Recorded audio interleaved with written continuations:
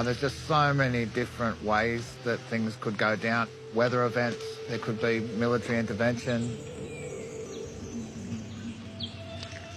Sleeping in the grass hut, it's just a beautiful, really primal feeling. Wake up in the middle of the night and you can just see all that grass above you and smell the grass and hear the animals and sometimes see the animals, which keeps you awake in the middle of the night.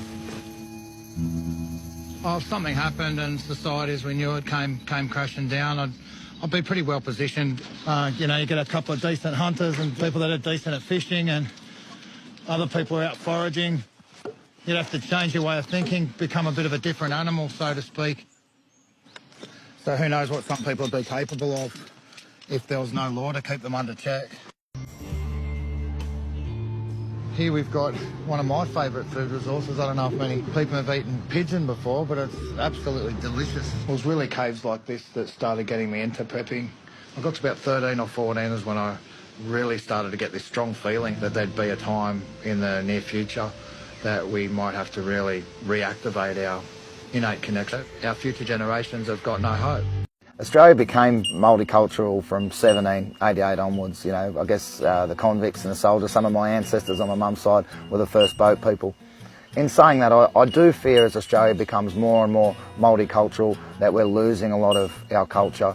I'd really like to see more Australian history taught in schools. You know, I'd love to see reenactments going on. You're here with your mentor, Jake.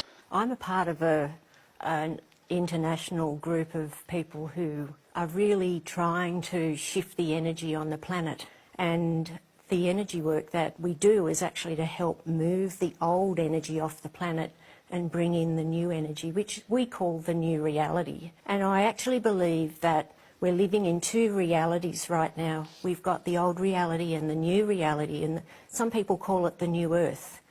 And I believe that the new earth is here right now, and that we are the ones that are creating that through our everyday actions, through our consciousness, through our oneness, through our community, and through doing things at the grassroots level, coming into our heart, acting as true and authentic people, and living in oneness as much as we can, really caring for each other, really caring for the planet, and living true lives with love in our hearts. There are people that have no idea of what's really going on the planet, and there are those that have become aware, some people call it awake, and they understand what's happening on the planet. I've heard many different hypotheses about what will happen. There's another planet waiting, so when the shift occurs, that there will be some on the planet that will be taken to this new earth. It's a very interesting concept, but there are many prophecies that have prophesied the solar flash, where we could have 90 days of darkness. The Hopi Indians talk about the divide there's one river that divides into two, and a lot of ancient cultures talk about this time where there is actually a shift. And although we're trying to come into oneness, those that aren't ready yet will continue to do their learning on the planet while the rest actually shift into the new reality. Well, there are definitely other beings out there, and that's scientifically proven. They've, interjected with nuclear testing, and it's not talked about. There are definitely beings out there, and yes, I'm curious. I become curious. I listen, I watch. I usually go off mainstream. I look at factual things. There are a lot of people out there that say a lot of different things are happening on the planet. And when I'm not actually sure, I go into my heart, I call it my truth filter, and I sit with that and I will find the answer. Well, I know that November this year is pretty tumultuous. Right. In that we have a lot of things that are teetering on the edge. We have, the global financial crisis. We have the possibility, the US elections that could have impacts right across the planet. But for me, I'm taking part in a worldwide ceremony. We're actually going to be closing 11 gateways that have been opened because we're living in an expired world, and we need to actually close those gateways because there's new energy that's waiting to come in. You're here with your mentor, Jake. Jake, you've been running bush survival workshops for the past 20 years. In fact, I hate you all equally.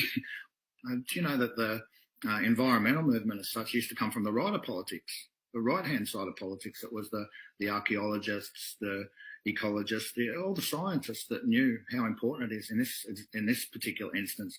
So in my opinion, I'm not saying this is exactly how it happened, I'm just speculating here, just jamming with some thoughts.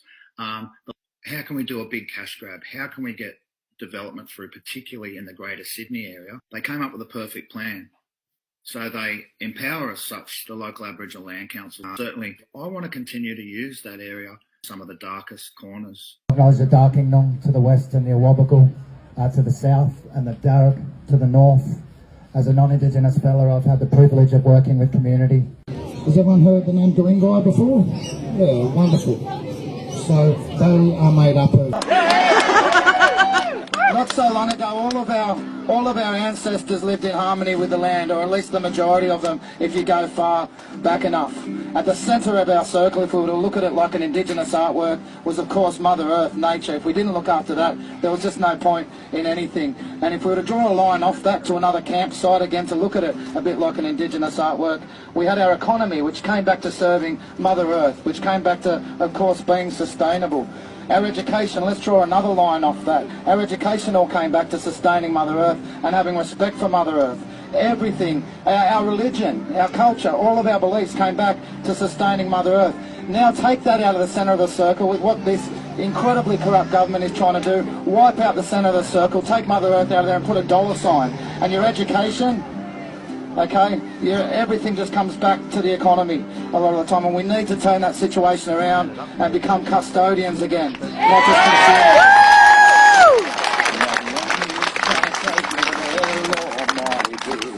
The enemy's trying to take me to their law. Yeah, the enemy's trying to take me to their law, my dear.